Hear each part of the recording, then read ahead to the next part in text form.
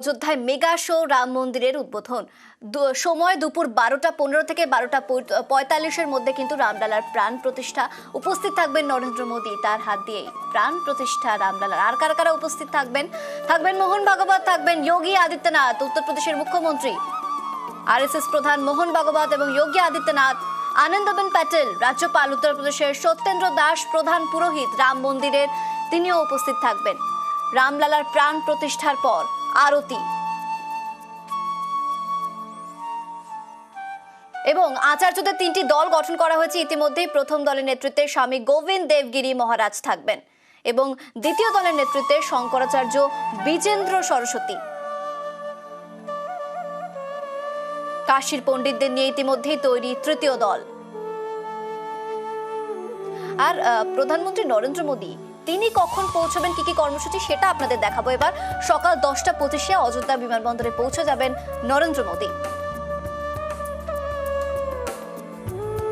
আর সকাল 10:45-এ অযোধ্যা হেলিপ্যাডে পৌঁছবেন তিনি।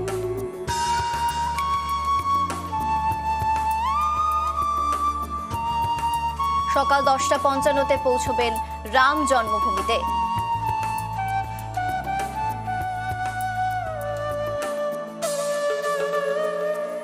দুপুর 12:05 থেকে 12:55-তে রামলালার প্রাণ প্রতিষ্ঠা অনুষ্ঠান। মূল অনুষ্ঠান তার মানে 12:05 থেকে 12:55-র মধ্যে। দুপুর 1টায় জনসমাবেশে যোগ দেবেন প্রধানমন্ত্রী।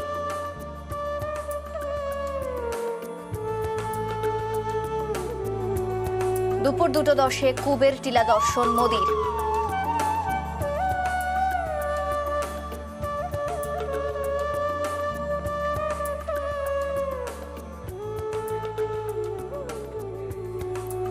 আর সরাসরি অযোধ্যা থেকে নজর রাখতেই হচ্ছে, কারণ আগামীকালই অযোধ্যায় রামলালার প্রাণ প্রতিষ্ঠা। তার আগে অযোধ্যা জুড়ে আঁটো-সাঁটো নিরাপত্তা, কিন্তু নিরাপত্তা ব্যবস্থা ঠিক কেমন, ট্রাফিক জ্যাম কন্ট্রোল করার জন্য কি ব্যবস্থা নেওয়া হয়েছে, সবটা আমাদের বলবে এই মুহূর্তে সোমরাজ রয়েছে আমার সঙ্গে। সোমরাজ,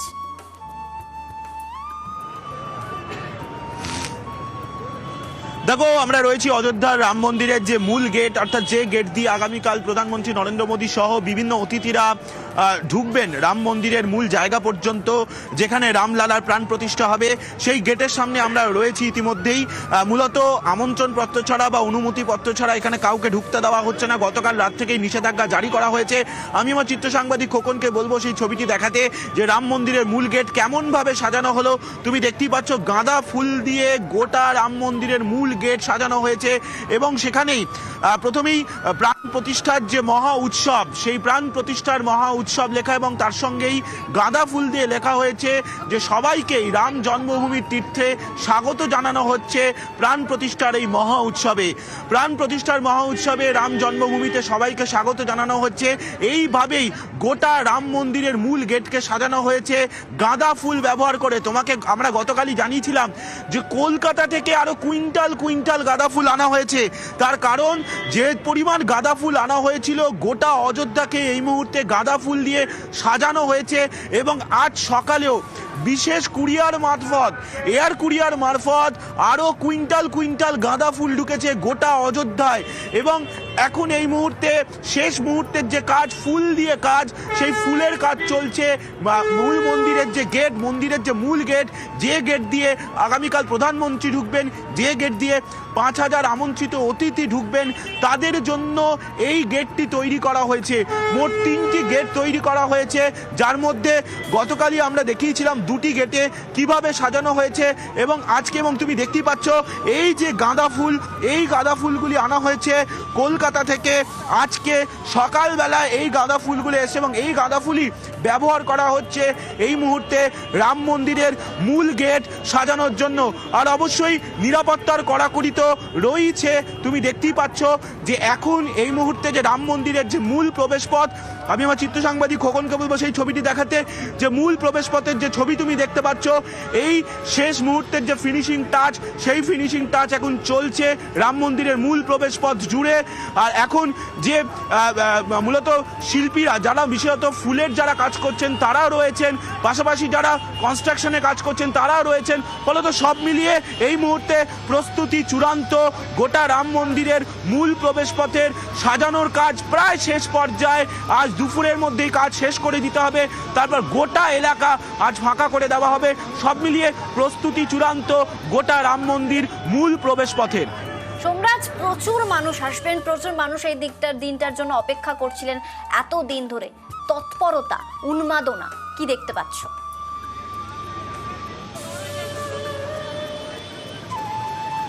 দেখো, অবশ্যই তৎপরতা উন্মাদনা তো রয়েছে, কিন্তু আজকে পুণ্যার্থীদের রাম মন্দিরের মূল প্রবেশপথ পর্যন্ত খুব একটা আসতে দেওয়া হচ্ছে না। আমি তোমাকে তৎপরতার ছবি যখন কথাই বললে তোমাকে তৎপরতা দেখাচ্ছি এই মুহূর্তে। অনেকেই যারা উৎসুক, যারা মানুষ, যারা সাধু সন্ন্যাসীরা, তারা এসে পৌঁছেছেন গোটা রাম মন্দিরে। রাম মন্দিরের ঠিক যে মূল যে গেট, সেই গেটের সামনে এসে পৌঁছেছে। সেই ছবি তুমি দেখতে পাচ্ছ যে রাম মন্দিরের মূল গেট পর্যন্ত অনেক সাধু সন্ন্যাসীরা আসছেন। যদিও আজকে মন্দির পর্যন্ত কাউকে ঢুকতে দেওয়া হচ্ছে না, অর্থাৎ মন্দিরের ভেতরে কাউকে ঢুকতে দেওয়া হবে না, শুধুমাত্র বাইরে তারা আসবেন। আর অবশ্যই তোমাকে নিরাপত্তার ছবিটা দেখাবো। দেখতে পাচ্ছ রাম মন্দিরের মূল প্রবেশপথের সামনে ইতিমধ্যেই কেন্দ্রীয় যে নিরাপত্তা রক্ষী অর্থাৎ সিআইএসএফ এর বিশেষ প্রশিক্ষিত বাহিনী, তাদেরকে মোতায়েন করা হয়েছে রাম মন্দিরের সামনে। এইভাবে দফায় দফায় বিভিন্ন জায়গায় সিআইএসএফ এর বিশেষ প্রশিক্ষিত বাহিনীকে মোতায়েন করা হয়েছে, যারা এসপিজির থেকে বিশেষ প্রশিক্ষণ নিয়ে এসছে। গত কয়েকদিন ধরেই আমরা দেখছি রাম মন্দিরের সামনে ঠিক এইভাবেই সিআইএসএফ এর বিশেষ প্রশিক্ষিত বাহিনী তারা মোতায়েন রয়েছে রাম মন্দিরকে কেন্দ্র করে। বিশেষত যেহেতু আজকে কোনো পুণ্যার্থী ভেতরে ঢুকবেন না।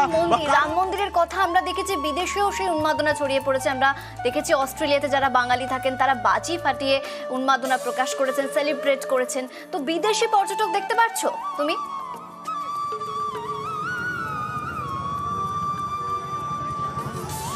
দেখো, আজ সন্ধ্যের পর থেকে বিদেশি পর্যটকরা ঢুকবেন রাম মন্দির চত্বরে, তবে যাদের আমন্ত্রণ রয়েছে তারাই শুধুমাত্র আসতে পারবেন।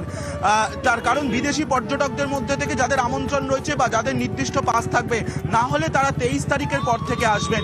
উত্তরপ্রদেশ সরকারের তরফে ব্যবস্থা করা হয়েছে বিদেশি পর্যটকদের জন্য 23 তারিখের পর থেকে আসার। তার আগে কোনো বিদেশি পর্যটক যাদের আমন্ত্রণপত্র নেই বা পাস নেই তারা আসতে পারবেন না। এই মর্মেই গোটা পদক্ষেপ করেছে উত্তরপ্রদেশ সরকার। বেশ,